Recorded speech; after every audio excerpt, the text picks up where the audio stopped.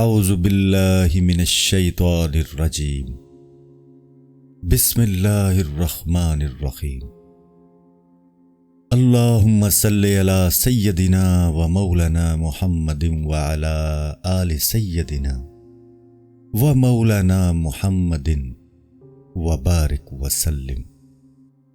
فصل جگہ کی طہارت۔ ہر ایسی جگہ جو پلید ہو اس پر ایک بار پانی بہا دیں، پاک سمجھی جائے گی، لیکن وہ اگر ہی عین نجاست بن چکی ہے تو اس وقت تک اسے دھویا جائے کہ بالکل پاک صاف ہو جائے۔ تاہم اگر خوب مل کر دھونے اور ناخنوں سے کھرچنے کے باوجود بھی اس کے رنگ اور اس کی بو میں کوئی فرق نہیں پڑا تو ایسی صورت میں اسے پاک سمجھا جائے گا۔ اللہ تعالیٰ کا پیدا کردہ ہر پانی پاک ہے، اور پاک کرنے والا سوا 4 قسم کے پانیوں کے۔ ایک وہ پانی جس سے ایک بار وضو کیا ہو، وہ از خود پاک تو ہے مگر دوسرے کو پاک نہیں کر سکتا۔ دوسرا وہ پانی جس سے نجاست دور کی گئی ہو، وہ ناپاک ہے اور اس سے کوئی چیز پاک نہیں ہو سکتی، لیکن نجاست کے باعث اس کے رنگ، بو اور مزہ میں کوئی فرق نہیں آیا تو وہ پاک ہے۔ تیسرا وہ پانی جس کا وزن 250 من سے کم ہو اور اس میں نجاست گر پڑے، اگر اس کا رنگ وغیرہ نہ بھی بدلا ہو تو وہ پلید و نجس ہے۔ اگر 250 من سے پانی زیادہ ہوگا اور اس میں نجاست گر پڑے، جب تک اس کا رنگ تبدیل نہیں ہوگا ناپاک نہیں ہے۔ چوتھا وہ پانی جس کا رنگ، بو، مزہ ایسی پاک چیز کے پڑنے سے بدل جائے جس سے اس پانی کو بچایا جا سکتا تھا، جیسے زعفران، صابن، شنان، آٹا وغیرہ، تو یہ پانی پاک ہے مگر آگے کسی چیز کو پاک کرنے والا نہیں ہے۔ ہاں، البتہ اگر معمولی سا تغیر واقع ہوا ہے تو پاک کرنے کے حکم میں شامل ہوگا۔ دوسری قسم، حدث سے طہارت۔ اس میں 5 چیزوں کا جاننا واجب ہے: قضاء حاجت کے آداب، استنجا کرنے کے آداب، وضو کے آداب، غسل کے آداب اور تیمم کے آداب۔ فصل نمبر 1، آداب قضاء حاجت۔ اگر صحرا یا کھلی جگہ ہے تو آدمی کو چاہیے کہ لوگوں کی نگاہوں سے اوجھل ہونے کے لیے دور چلا جائے۔ اگر کوئی دیوار یا اوٹ میسر ہے تو اس کے پیچھے بیٹھے اور جہاں تک ممکن ہو اپنے سطر کو بالکل ننگا نہ کرے۔ اپنے منہ اور پشت کو چاند، سورج اور قبلہ کی طرف نہ کرے، یہاں تک کہ لیٹرین یا باتھ روم میں بھی احتیاط کرے۔ تاہم کو مجبوری درپیش ہو تو جائز ہے۔ ایسی صورت میں بہتر یہی ہے کہ سمت قبلہ شریف اس کے دائیں بائیں رہے، اور جہاں لوگوں کا اجتماع ہوتا ہو یا ان کے بیٹھنے کی جگہ ہو تو وہاں بھی رفع حاجت نہ کرے۔ پانی میں پیشاب نہ کرے، اگرچہ چلتا ہی کیوں نہ ہو۔ نیز پھلدار درخت کے نیچے بھی اس کام کے لیے نہ بیٹھے۔ کسی بھی قسم کا سوراخ ہو اس میں بول و براز ہرگز نہ کرے۔ پتھریلی اور سخت زمین یا مخالف ہوا میں پیشاب نہ کرے تاکہ پیشاب کی چھینٹیں اس پر نہ پڑیں۔ کھڑے پیشاب نہ کرے تان کے عذر کر درپیش ہو۔ غسل اور وضو کے مقام پر پیشاب نہ کرے، مگر آج کل عموماً طہارت خانے اور غسل خانے کو یکساں استعمال کر لیتے ہیں کہ ان کو بنایا ہی ایسے جاتا ہے کہ طہارت و پاکیزگی اور نظافت کا خیال رکھا جاتا ہے۔ وہاں رفع حاجت جائز ہے۔ طہارت خانے یعنی لیٹرین میں جاتے وقت بایاں پاؤں اور باہر نکلتے وقت دایاں پاؤں پہلے رکھیں، اور کوئی بھی ایسی چیز جس پر خدا و رسول صلی اللہ تعالیٰ علیہ وآلہ وسلم کا نام درج ہو اپنے ساتھ نہ لے جائیں۔ ننگے سر رفع حاجت بھی غیر مناسب ہے۔ جب طہارت خانے میں جانے لگیں تو یہ دعا پڑھی جائے، جب باہر آئیں تو یہ دعا پڑھیں۔ فصل نمبر 2، آداب و مسائل استنجا۔ آدمی کو چاہیے کہ پتھر یا مٹی کے 3 ایسے ڈھیلے جو استنجا میں استعمال کے قابل ہو سکتے ہیں پہلے ہی انہیں اپنے پاس رکھے۔ بائیں ہاتھ سے استنجا کرے اور ڈھیلوں کو نجاست پر نہ رکھے، بلکہ مخرج کے ساتھ صاف جگہ پر رکھ کر صفائی کے لیے پھیرنا شروع کرے کہ نجاست اپنی جگہ سے اتر سکے، ایسے کہ غلاظت دائیں بائیں، اوپر یا نیچے نہ لگے۔ اسی طرح تینوں ڈھیلے کام میں لائے، اور اگر صفائی ان 3 ڈھیلوں سے نہ کر پائے تو مزید استعمال کرے، البتہ ان کی تعداد طاق ہی رہے تو بہتر ہے۔ 3، 5، 7، 9۔ آخر میں ایک بڑا ڈھیلا دائیں ہاتھ میں لے اور مقام پلید کو بائیں ہاتھ میں پکڑ کر اس کا سرا اس ڈھیلے پر 3 بار پھیر کر خشک کرے، یا دیوار یا نیچے صاف زمین پر رکھ کر خشک کرے، مگر دائیں ہاتھ کو کسی وقت بھی اس کام میں نہ لائے۔ البتہ اگر کوئی خاص عذر ہو تو درست ہوگا، और अगर 3 ढेलों पर ही किफायत हो सके तो बेहतर है। इसके बाद पानी इस्तेमाल करना पड़े तो उस जगह से उठकर किसी दूसरी जगह जा बैठे ताकि पानी में निजासत की बू शामिल ना हो सके। पानी को इस्तेमाल इस तरह करे, दाएं हाथ से पानी डाले और बाएं हाथ से मखरिज को साफ करे, यहां तक कि मुतमईन हो जाए कि अब निजासत का निशान तक बाकी नहीं है, और बिला जरूरत पानी जाया ना करे ताकि पानी के अंदर जाने का इस्तेमाल खत्म हो। इस्तंजा करते वक्त अपने अज़ा को ढीला छोड़ दे और जिस जगह तक पानी अंदर नहीं जा सकता वो जिस्म का अंदरूनी हिस्सा है, उस पर निजासत का हुक्म नहीं होता, इसलिए उसके मुताल्लिक बिला वजह परेशान होने की जरूरत नहीं। बस अपने दिल में ख्वामखा शक न लाए। ताहम अगर तहारत के बाद भी रुतूबत के असरात जाहिर होने लगें तो उस पर पानी के छींटे मारे और उसको फिर पानी ही महसूस करे, क्योंकि नबी करीम सल्लल्लाहु ताला अलैहि वसल्लम का यही फरमान है कि वसवसा को इस तरीके से खत्म करो। अलगर्ज जब अस्तंजा से फरागत पाएं तो हाथ को दीवार या जमीन पर रगड़कर अच्छी तरह साफ पाक करें और धोएं। आजकल साबुन और शैम्पू से भी काम लिया जा सकता है, इससे अच्छी तरह तहारत हासिल की जा सकती है और बदबू वगैरह का इस्तेमाल खत्म हो जाता है। बवक्ते अस्तंजा ये दुआ पढ़ें, इलाही मेरा दिल नफाक से और मेरी शर्मगाह को फवाहिश से पाक फरमा। फसल नंबर 3, कैफियत वुजू। जब अस्तंजा से फरागत पाएं तो मिसवाक करें और उसे दाएं तरफ से शुरू करें। पहले ऊपर और फिर नीचे के दांतों को मिसवाक करें और यूं ही अंदरूनी सतह पर मिसवाक फेरें। फिर जुबान और तालू पर भी नरमी से मिसवाक करें। इसकी बड़ी शान है। हदीस शरीफ में है कि मिसवाक करके एक नमाज पढ़ना 70 नमाजों से अफसल है। बवक्ते मिसवाक ये नियत हो कि मैं जिक्र इलाही के लिए रास्ता साफ करता हूँ, और जब वुजू टूट जाए फौरी करें, क्योंकि रसूल करीम सल्लल्लाहु ताला अलैहि वसल्लम हमेशा बावुजू रहा करते थे। मिसवाक हर वुजू के साथ करें, कभी भूलने न पाए।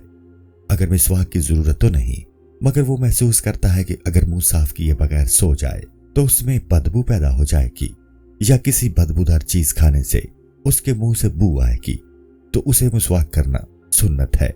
टूथपेस्ट और मंजन या दीगर अद्वियात जिनसे दांत मुंह साफ किए जा सकते हैं, उनका इस्तेमाल करना भी जायज है। हाँ, अगर किसी टूथपेस्ट वगैरह में अल्कोहल वगैरह की आमेज़श हो तो उसका इस्तेमाल ममनू है। जब मिसवाक कर लें तो ऊंची या मुनासिब जगह पर किबला रू बैठकर वुजू करने से पहले 3 बार ये दुआ पढ़ें, इलाही मैं तुझसे अमन और बरकत तलब करता हूँ और पनाह मांगता हूँ बुखलो हलाकत। फिर नमाज के मुबाह होने और हदस को दूर करने की नीयत से मुंह की तरफ माइल हो। 3 बार मुंह में पानी डाले, 3 बार कुल्ली यानी गरगरा के साथ करे, बशर्ते के रोजाना हो, और ये दुआ पढ़े, इलाही अपने जिक्र, शुक्र और तलावत कुरान करीम के लिए मेरी मदद फरमा। और नाक में 3 बार पानी डालते वक्त ये दुआ पढ़े, इलाही मुझको जन्नत की खुशबू से बहरामंद फरमा और मुझसे राजी रहियो। फिर 3 बार मुंह धोए और ये दुआ पढ़े, इलाही मेरे चेहरे को इसी तरह मुनव्वर फरमा जैसे तेरे औलिया कराम के चेहरे मुनव्वर हैं। चेहरे पर अगर बाल हो तो उनके जड़ों तक पानी पहुंचाए, दाढ़ी घनी हो तो उस पर अच्छी तरह पानी बहाए और उंगलियों से उसका खलाल करे। इसका नाम तखलीले लहिया है। मुंह से लेकर कानों के सिरे तक और पेशानी के बालों से लेकर थोड़ी के नीचे तक का हिस्सा चेहरा कहलाता है।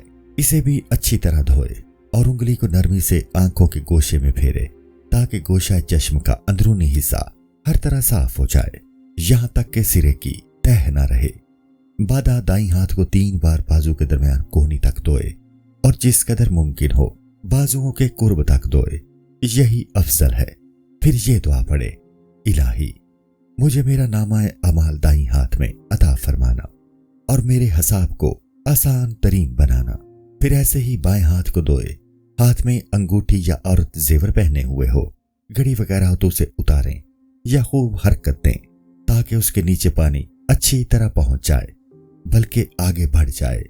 फिर ये दुआ पढ़ें, इलाही मुझे नामाए अमाल बाईं हाथ में अता ना फरमाना और ना ही पीठ के पीछे से दिया जाए। फिर दोनों हथेलियों को तर करके उंगलियां मिलाकर सर के सामने तरफ रखें और हथेलियों को फेरते हुए गुद्दी तक ले जाएं। फिर वहां से इसी तरह फेरते हुए पेशानी तक वापस लाएं ताकि बालों के अतराफ भी अच्छी तरह मस हो जाएं। और ये एक बार मसा हो गया, बेहतर है कि ऐसे ही ये अमल 3 बार दोहराए और हर बार पूरे सर का मसा करें। इमाम आजम रज़ी अल्लाह ताला अन्हो के नजदीक चौथाई सर का मसा करना फर्ज और ये एक बार ही काफी है। और ये दुआ पढ़ें, इलाही मुझे अपनी रहमत में ढांप ले और मुझे अपनी बरकतों से बहरामंद फरमा और मुझे अर्श का साया अता फरमा, जिस दिन तेरे साए के सिवा कोई साया नहीं होगा। इसके बाद कानों का मसा करे और 3 बार कानों के सुराख में उंगली डाले और अंगूठे कान की पुश्त पर फेरते हुए ये दुआ पढ़ी जाए, इलाही मुझे उन लोगों में बना ले जो उम्दा कलाम सुनकर उस पर अमल करते हैं। फिर गर्दन पर मसा करते वक्त पढ़ें, इलाही मेरी गर्दन को आग से महफूज रख और मैं तेरी पनाह तलब करता हूं जंजीरों और बेड़ियों से। फिर दायां पांव अपनी पिंडली तक धोए और बाएं हाथ की चंगलियां यानी सबसे छोटी उंगली से पांव की उंगलियों में तलवों की तरफ खलाल शुरू करें और बाईं पांव की चंगलियां तकाएं और ये दुआ पढ़ें, इलाही मेरे पुलसरात पर कदम मजबूत फरमा उस दिन जब और लोगों के कदम फिसलेंगे। बायां पांव धोते हुए यूं कहें, इलाही मेरे कदमों को पुलसिरात पर मजबूत फरमा जिस दिन मुनाफिकीन के कदम डगमगाएंगे। वुजू से फारिग होकर ये दुआ पढ़ी जाए, अशहदु अन ला इलाहा इल्लल्लाहु वहदहु ला शरीका लहु व अशहदु अन्ना मुहम्मदन अब्दुहु व रसूलुहु। मैं गवाही देता हूं कि अल्लाह के सिवा कोई इबादत के लायक नहीं और मैं गवाही देता हूं कि हज़रत मोहम्मद सल्लल्लाहु ताला अलैहि वसल्लम अल्लाह ताला के अब्द खास और अजीम रसूल हैं। अल्लाहुम्मा जिल्नी मिनत तव्वाबीन वजिल्नी मिनल मुतahhiरीन वजिल्नी बिन इबादतिक सालिहीन। इलाही मुझे तौबा करने, पाक साफ रहने और अपने सालिहीन बंदों में शामिल फरमा ले। जो शख्स अरबी कलमात ना पढ़ सके उसे चाहिए कि इन दुआओं के मानी और मतालिब को अपने जहन में जगा दे और यूं तसव्वुर करे कि मैं अरबी कलमात ही कह रहा हूं। हदीस शरीफ में है कि जो शख्स तहारत करता है और साथ ही साथ जिक्र खुदा में मसरूफ रहता है उसके अज़ाए बदन के गुनाह माफ कर दिए जाते हैं। लेकिन अगर तहारत के वक्त जिक्र खुदा नहीं किया जाएगा तो उस जगह के सिवा जहां पानी डाला जाता है और किसी जिस्म के हिस्सा को हदस से पाक नहीं समझा जाएगा। वुजू होने के बावजूद बेहतर यही है कि हर नमाज के लिए ताज़ा वुजू किया जाए, अगरचे इस दौरान हदस ना भी वाक़या हुआ हो, इसलिए कि हदीस शरीफ में है कि जो शख्स ताज़ा तहारत करता है उसे अल्लाह ताला की तरफ से ईमान में ताज़गी अता की जाती है। नुक्ताए अजीबा, जब तहारत कर ले तो ये समझे कि मैंने ज़ाहिरी अज़ा तो लोगों के देखने के लिए साफ किए हैं, वरना अल्लाह ताला की निगाह कर्म का मरकज तो दिल है। जब तक उसे इखलाक मज़मूमा से पाक नहीं किया जाएगा, वरना उस वक्त तक ज़ाहिरी तहारत की मिसाल ऐसी है जैसे कोई शख्स बादशाह को अपने घर आने की दावत दे। घर के दरवाजे और बैरूनी मुकामात को तो खूब साफ सुथरा करे, मगर जहां उस बादशाह को बिठाना है वो जगह खराब और गंदी हो, क्या उसे कोई अक्लमंद करार देगा? बैना ही ज़ाहिरी तहारत तो इंसान खूब करे, मगर दिल जो जलवाएगा शहनशाह हकीकी है, उसे ख्वाहिशात व शहवाते नफसानिया से पुर रखे, क्या वो बंदा खुदा कहलाने का हकदार है? ताबिश कुसूरी। फसल नंबर 3, मकरूहाते वुजू। वुजू में ये चीजें मकरूह हैं। नंबर 1, बातें करना। नंबर 2, मुंह पर सख्ती से पानी मारना। नंबर 3, हाथों को झटकना।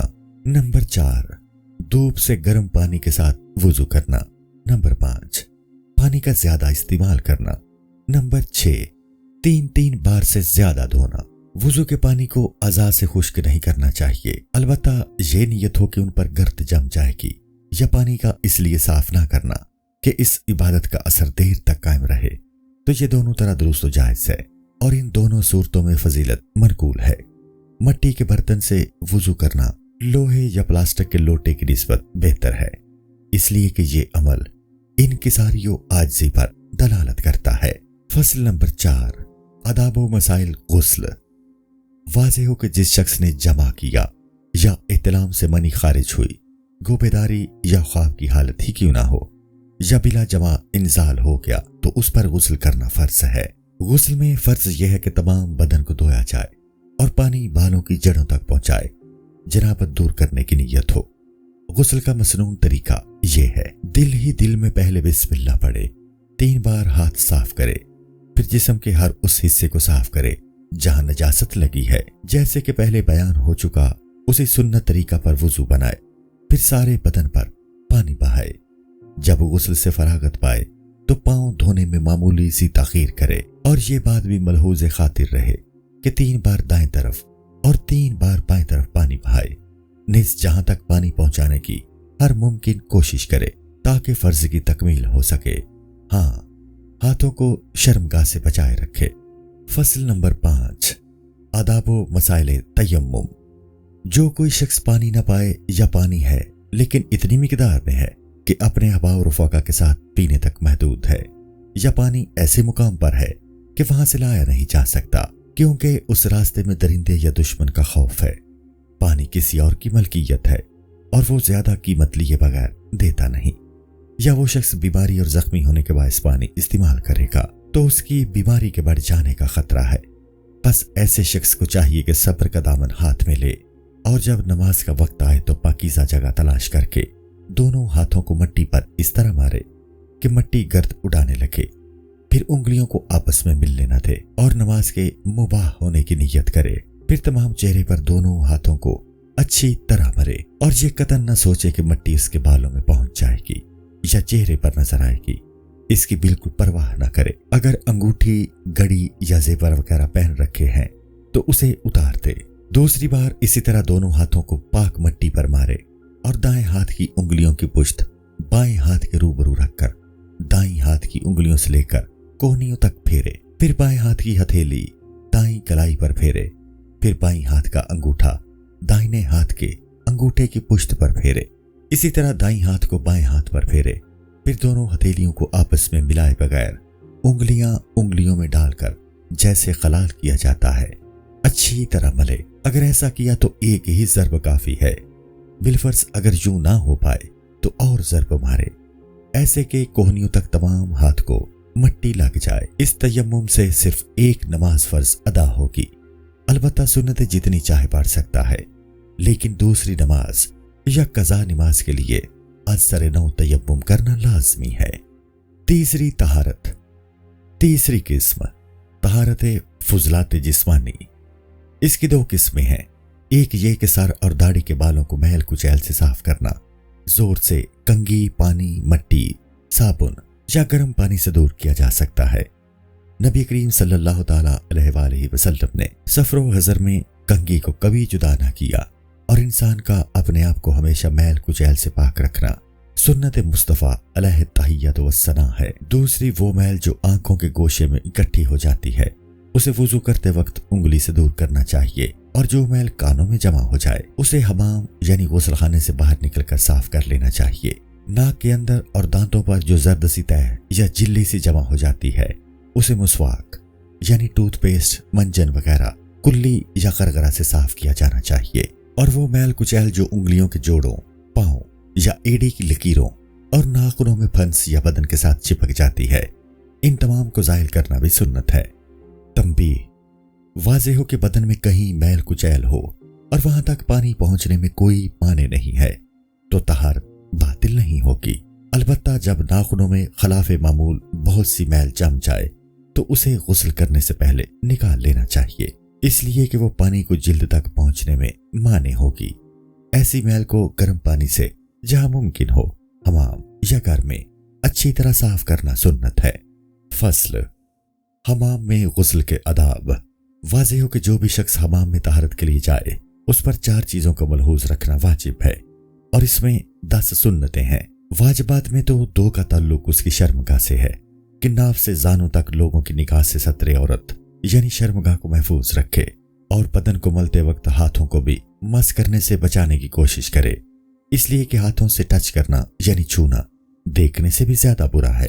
اسی طرح اپنی آنکھوں کو دوسروں کی شرمگاہ پر نہ پڑنے دے، اور اگر کسی کو ننگا دیکھے تو اسے فوراً ڈانپنے کا حکم دے، اور کسی ملامت وغیرہ کا خوف نہ رکھے، اس لیے کہ نہ روکنے کی صورت میں ایسے ہی ہے جیسے اس نے خود جرم کا ارتکاب کیا، پھر تو وہ حمام سے گناہ لیے ہی باہر آئے گا۔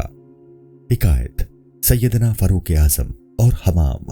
بیان کرتے ہیں کہ ایک مرتبہ حضرت سیدنا عمر ابن خطاب فاروق اعظم رضی اللہ تعالی عنہ حمام میں اپنا منہ دیوار کی طرف کیے آنکھوں پر پٹی باندھے بیٹھے ہوئے تھے۔ سبحان اللہ، کیا احتیاط تھی! مگر آج کل تو حمام عورتوں کی ننگی اور گندی تصاویر سے سجے ہوتے ہیں اور بدکماش اور شہوت زدہ جوانوں کی نگاہ ان پر جمی ہوتی ہے۔ اس کے علاوہ پارک اور کھیل کے میدان، ریس کورس اور شہروں کے درمیان گزرنے والی نہروں اور نہانے کے تالاب، ٹی وی، وی سی آر، ویڈیو اور نہ جانے اور کون کون سے فتنے ابھی ظہور پذیر ہوں گے، جہاں ننگے ناچ پتلی کے تماشوں کو مات کر رہے ہیں، سبھی ایسی قباحتوں کا مرکز بن چکے ہیں۔ حضرت امام غزالی رحمت اللہ تعالی علیہ ایسی صاحب بصیرت و فراست شخصیت آج ہوتی تو قوم کی کس رنگ میں رہنمائی فرماتی۔ آج ہم لوگ کیسی کیسی آزمائشوں سے گزر رہے ہیں۔ الامان والحفیظ، پس بارگاہ رسالت باب صلی اللہ تعالی علیہ وآلہ وسلم میں استغاثہ ہی پیش کیا جا سکتا ہے۔ اے خاصائے خاصان رسل، وقت دعا ہے، امت پہ تیری آگے عجب وقت پڑا ہے، گرے ہیں بحر اسیاں میں گرفتار مصائب ہیں، ہمیں اس قید سے للہ چھڑا دو یا رسول اللہ۔ تابش قصوری، عورتوں پر بھی یوں ہی واجب ہے، مگر حمام میں ان کا جانا تو بالکل ممنوع ہے، سوائے کسی انتہائی مجبوری کے۔ اگر مرد کو حمام میں جانا پڑے تو وہ جانے سے پہلے اس طرح نیت کرے کہ وہ طہارت جو سنت ہے اس کی بجاوری کے لیے حمام میں جا رہا ہے، تاکہ اپنے آپ کو عبادت کے لیے آراستہ کر سکے، محض نمائش مقصود نہ ہو۔ حمام کی اجرت حمام کے مالک کو نہانے سے قبل ادا کرے، تاکہ اس کا پانی استعمال کرتے وقت اسے راحت دل محسوس ہو کہ اسے وقت پر اجرت ہاتھ لگی۔ حمام کے داخلہ کے وقت یہ دعا پڑھے: اللہ کے نام سے شروع جو نہایت رحمان و رحیم ہے، میں اللہ تعالیٰ سے پناہ مانگتا ہوں شیطان مردود خبیث سے جو ناپاکی اور نجس کی طرف لے جاتا ہے۔ شیطان کا ٹھکانہ، حضرت امام غزالی رحمت اللہ تعالی علیہ رقم تراز ہیں کہ حمام شیطان کا ٹھکانہ ہے، اس لیے وہاں جانا پڑ جائے تو ایسے وقت جائیں کہ وہ خالی ہو، انتظار کر لیں کہ خالی ہو جائے۔ حمام کے گرم مقام پر اس وقت تک نہ جائیں جب تک پسینہ خشک نہ ہو جائے، اور جب نہانے لگے تو دیر نہ لگائے اور نہ ہی ضرورت سے زیادہ پانی استعمال کرے، تاکہ صاحب حمام کو گرا نہ گزرے۔ حمام میں داخلہ کے وقت سلام نہ بھلائے، البتہ اگر کوئی اس کی طرف ہاتھ بڑھائے تو اس سے مصافحہ کر لے۔ بالفرض کوئی سلام بلائے تو خاموش رہے یا یوں جواب دے، بلکہ آفاق اللہ اور زیادہ بات نہ کرے۔ اگر قرآن پڑھے تو آہستہ، ہاں اگر شیطان سے پناہ مانگے تو بے شک وہ کلمات خوب آواز سے ادا کرے۔